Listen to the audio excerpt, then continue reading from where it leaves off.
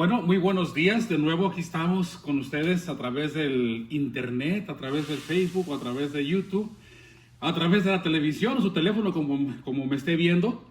Bueno, continuando con nuestra serie en el libro de Corintios, hoy vamos a ver el mensaje número 11. Vamos a terminar 4 capítulos con 11 mensajes, así que vamos avanzando poco a poco, pero creo que vamos aprendiendo de la carta que Pablo escribió a esta iglesia, a estos hermanos en la ciudad de Corintios. Vamos a orar antes de iniciar y vamos a ver qué tiene para nosotros el mensaje el día de hoy. Así que, Padre, gracias te damos por permitirme llegar hasta los hogares de mis hermanos, por permitirme presentar la palabra, y te pido, pues, como siempre, que podamos aplicarla a nuestra vida. Gracias te damos por todas las bendiciones que hemos recibido, por las que recibiremos, y como siempre, Señor, pidiéndote que nos sigas cuidando y que nos sigas protegiendo y que nos sigas como siempre, Señor, pues proveyendo las necesidades que podamos tener cada uno de nosotros. Gracias te damos por todo. Amén. Bueno, mensaje número 11 en la serie de 1 de Corintios. Hoy vamos a ver el final del capítulo 4, ¿ok?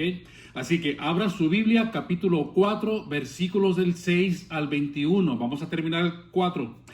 Recuerda que en este capítulo Pablo sigue tratando con el tema de la división en la iglesia. Y es el argumento que empezó precisamente desde el capítulo 1, el versículo 10. Así que lo ha venido desarrollando a través de los primeros 4 capítulos.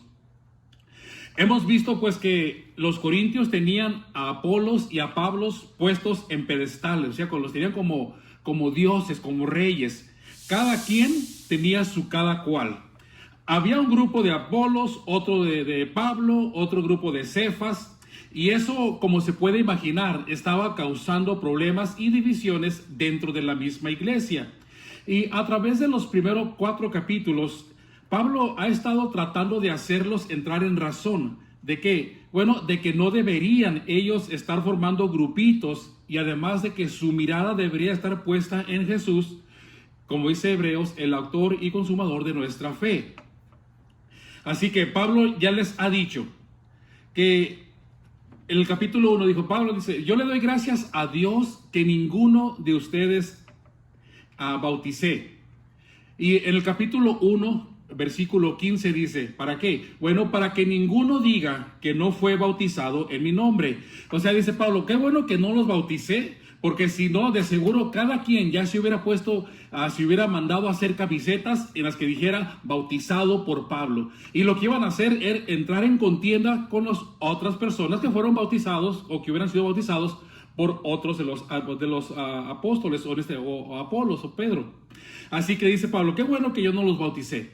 Más adelante, en el capítulo 2, les dice: cuando yo fui con ustedes a presentarles el evangelio por primera vez, dice, yo fui o llegué a ustedes sin hacer un show, sin hacer fanfarrería, sin hacer alarde de sabiduría. O sea que Pablo dice, no llegué a ustedes haciendo como el que todo lo sabe y el que todo lo puede. ¿Para qué? Bueno, dice Pablo, 1 Corintios capítulo 2, versículo 5, para que su fe no esté fundada en ¿qué? En la sabiduría de los hombres, sino en ¿qué? En el poder de Dios. Después, en el capítulo 3, Pablo les dice: ustedes nos tratan a Apolos, o sea, a los dos, a Apolos y a Pablo, como si fuéramos creadores del evangelio, como que si la doctrina que les hemos traído nosotros lo hubiéramos inventado. Pero dice Pablo, nosotros solo estamos enseñando lo que hemos recibido de Cristo. En el capítulo 3, versículo 9 dice: nosotros somos colaboradores de Dios. O sea que ellos estaban trabajando para Dios, eran siervos del Señor. Ellos no tenían nada que ver en lo que es, podríamos decir, la preparación del evangelio. Ellos estaban preparando, hoy estaban presentando lo que Dios les había dado. Y dice, todo lo hacemos ¿para qué? Para la honra y la gloria de Dios, para exaltar el nombre de Jesús y no el nombre de Apolos o el de Pablo o el de Cefas o el de cualquier otro presentador que hubiera llegado a Corintios. Así que dice Pablo, por todo lo que les he comentado en el capítulo 3, versículo 21, dice, ninguno se gloríe en los hombres. Así llegamos la semana pasada al capítulo 4, donde vimos los versículos del 1 al 5. En estos versículos Pablo les había dicho a los corintios: bueno, oigan, ustedes nos están poniendo en un lugar que no nos corresponde, que solo le pertenece a Jesús. Por lo tanto, dice en el versículo 1, capítulo 4, versículo 1, téngannos los hombres por servidores de Cristo y administradores de los misterios de Dios. Y recuerde que vimos la semana pasada que cuando Pablo habla de los misterios de Dios, no se refiere a algo oculto, algo extraño, sino a la presentación del Evangelio. Lo hemos visto a través de los primeros 4 capítulos. Bueno, así llegamos al capítulo 4, versículo 6, que vamos a cubrir el día de hoy. Y Pablo va a empezar a cerrar el tema de la división de la iglesia, para después empezar otro tema diferente, lo que es el capítulo 5. O sea que hoy el problema que comenzó, o el tema que empezó en el capítulo 1, versículo 10, hoy Pablo le va a poner su broche de oro y lo va a cerrar, para seguir a los siguientes problemas que quiere tratar con los corintios.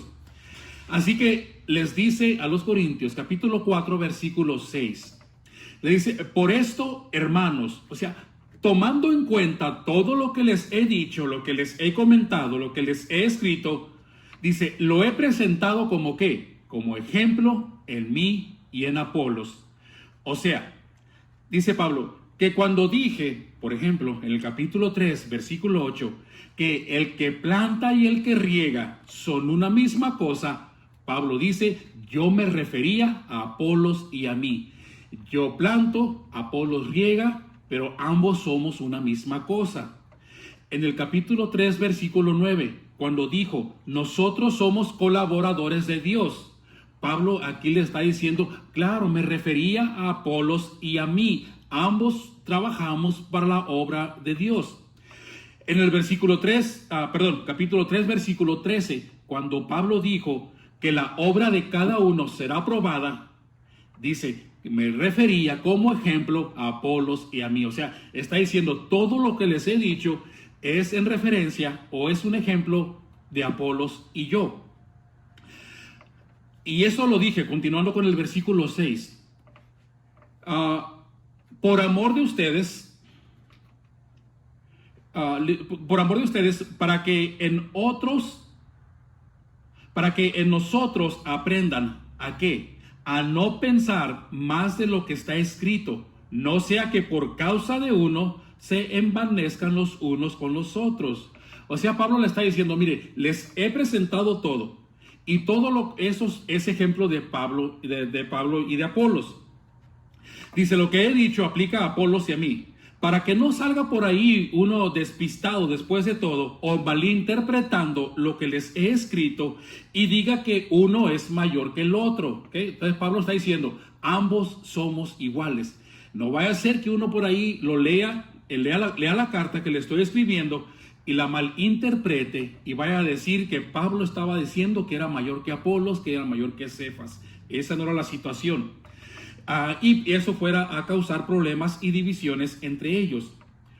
Lo que Pablo quiere dejar claro es que quienes dicen ser del grupo de Pablo no son mayores que los que dicen ser del grupo de Apolos y viceversa.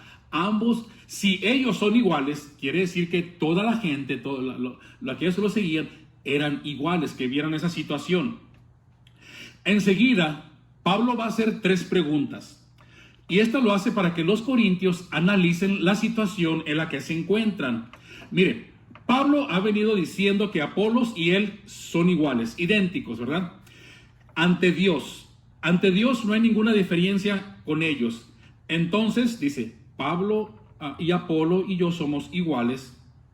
Dice, y les dice ahora a ti, o sea, se dirige a ellos en forma personal y les hace 3 preguntas y les dice, ¿quién te distingue? O sea, ¿quién te distingue? ¿Quién te hace a ti mejor que nosotros? O lo que diríamos el día de hoy, ¿quién te crees que eres tú? ¿Okay? O sea, si nosotros estamos diciendo que somos iguales, que no hay diferencia, ¿quién te crees tú o quién crees que eres para que te sientas mayor o superior a los demás?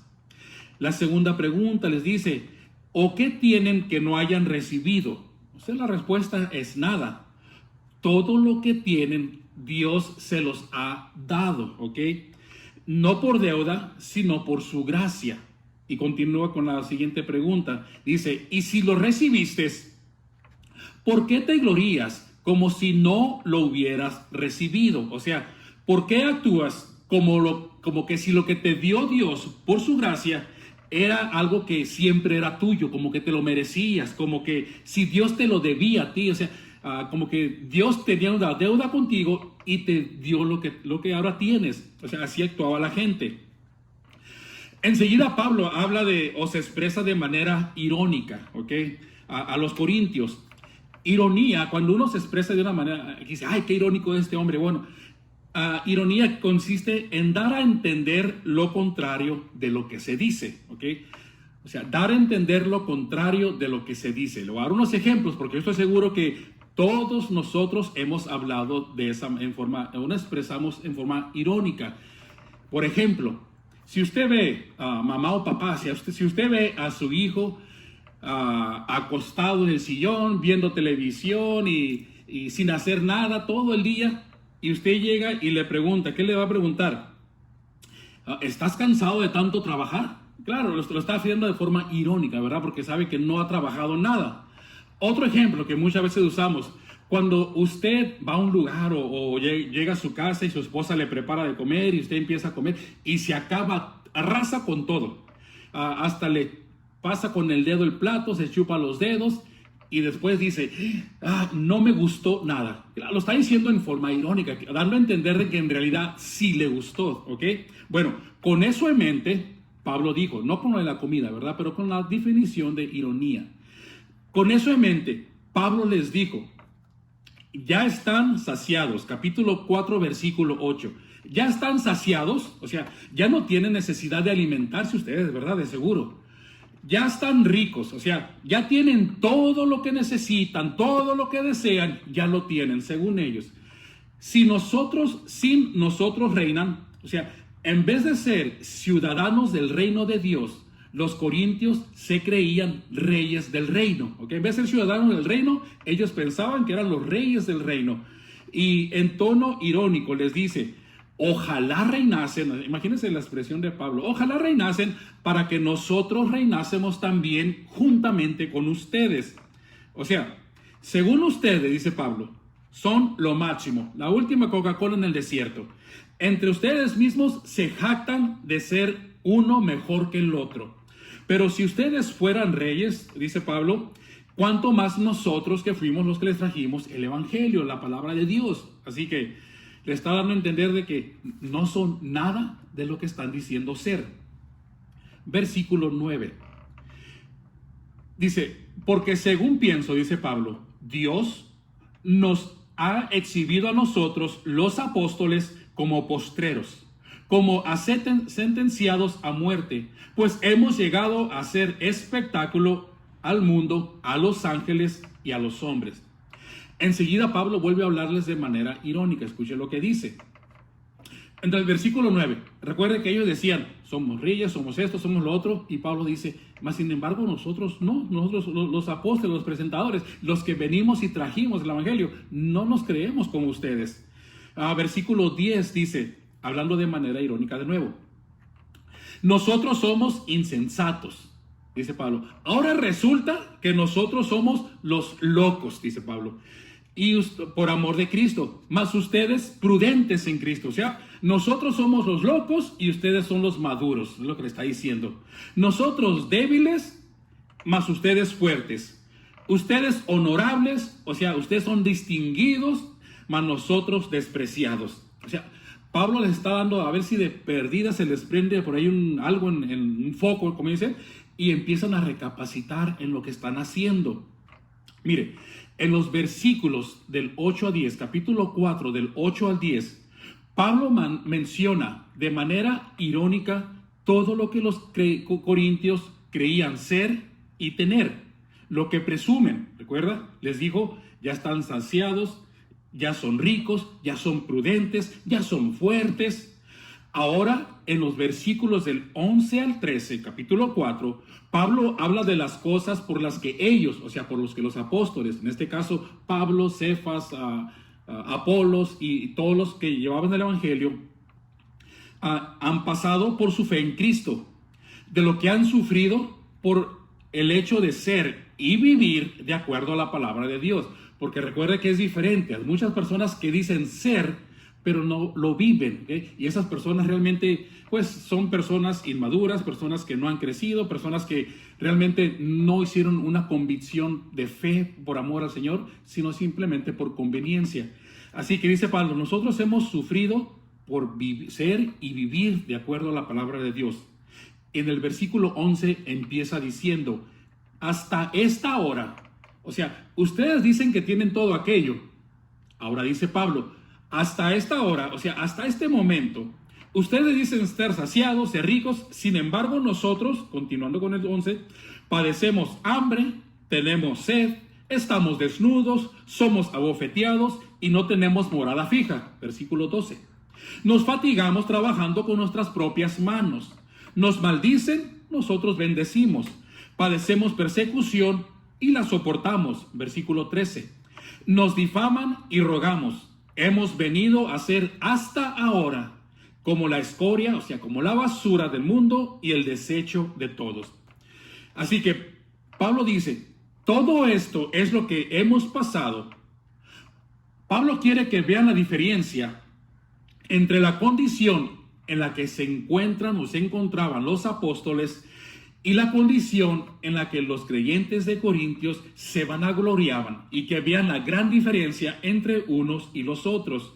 Ahora, y Pablo no está diciendo, escuche esto con atención, Pablo no está diciendo que para ser un cristiano, para ser un verdadero cristiano, hay que sufrir. Es que si no te maldicen, no eres cristiano. Es que si no pasas hambre, no eres cristiano. Es que si no sufres, no estás viviendo de acuerdo al evangelio. No, Pablo no está diciendo eso. Mire, pero lo que sí necesitamos estar conscientes es de que si en verdad queremos vivir de acuerdo a la palabra de Dios, como el evangelio nos dice, separados de las cosas del mundo, apartados de las cosas malas, viviendo de acuerdo a la palabra, Pablo quiere que entiendan ellos y entendamos nosotros que sí vamos a tener persecución, vamos a pasar por situaciones difíciles, vamos a ser rechazados como lo han hecho ellos. Todo por vivir de acuerdo al evangelio. Mire, habrá ocasiones en que te van a maldecir por ser cristiano. Y dice, te maldicen por haber abandonado la religión. ¿Ok? Te difamarán, hablarán mal de ti, te insultarán, pondrán por el suelo tu testimonio. Van a decir, pero si yo lo conocía cuando hacía esto y ahora resulta que es esto. Claro, es lo bueno y bonito, hermano, que las personas digan, yo te conocí cuando hacías esto. Siéntase orgulloso, siéntase gozoso en el Señor de que hablan de su pasado, porque su presente es totalmente diferente. Usted realmente es una persona que ha cambiado y ahora las cosas pasadas, todas estas cosas ya son del pasado y usted es una persona nueva. Es la manera de demostrarlo. Ellos lo toman como burla, usted gloríese en eso, porque el Señor lo ha cambiado y lo va transformando poco a poco. Así que cuando le digan, si yo sé que tú hacías eso y por la gloria de Dios, ya no lo hago. Así que pondrán en tela de juicio todo lo que el Señor le ha cambiado. O sea que si realmente queremos vivir la vida conforme al Evangelio de Cristo, sí vamos a tener persecución, problemas, situaciones difíciles. Va a haber ocasiones en que en el trabajo vas a ser hecho a un lado en alguna promoción, en algo. Entonces, pero dice Pablo, hay que seguir adelante. Y mire, Pablo estaba consciente de que todo esto iba a ocurrir. Él mismo lo dice en su carta cuando le escribe a los tesalonicenses. A ellos les dice en Primera de Tesalonicenses capítulo 3, versículo 3. Dice, a fin de que nadie, usted puede leer el pasaje, el capítulo completo, solamente le estoy leyendo el versículo 3.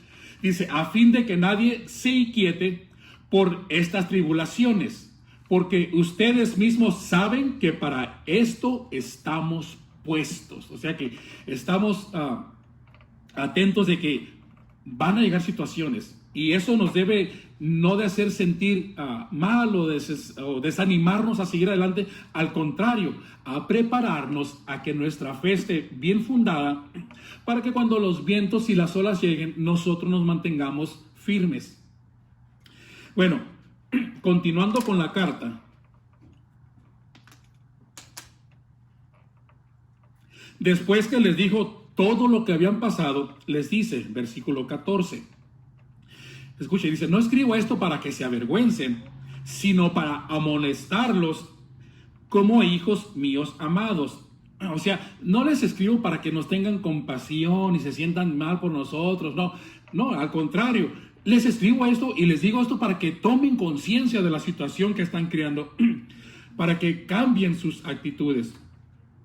A continuación, Pablo les dice el por qué se siente o por qué Pablo siente que los corintios, que la iglesia de Corintio es una carga para él, por qué se preocupaba tantos por ellos y por qué tiene la autoridad de llamarle la atención. Versículo 15. Dice, porque aunque tengan 10,000 años en Cristo, yo antes leí este pasaje y lo leía en la carrera y pensé que decía que tenía 10,000 años en Cristo. Y dije, pues ¿cómo? 10,000 años en Cristo. Ahora, algunos de ustedes que han estado yendo a la escuela dominical ya saben que la palabra años significa ¿qué? No los escucho, pero me imagino que ya lo están diciendo. La palabra años significa tutor, ¿ok? Mire, en aquellos tiempos las personas acostumbraban a tener a un esclavo de confianza o a una persona de confianza, y esta persona, la persona que tenía dinero, que tenía la posibilidad de hacerlo, agarraban a esas personas y estas personas cuidaban a los hijos, los llevaban a la escuela, les daban consejos, les ayudaban en las tareas, pues andaban con ellos para arriba y para abajo, les daban, si andaban en problemas les ayudaban. Bueno, en aquel tiempo les llamaban ayos, ahora les llaman mamás, ¿ok?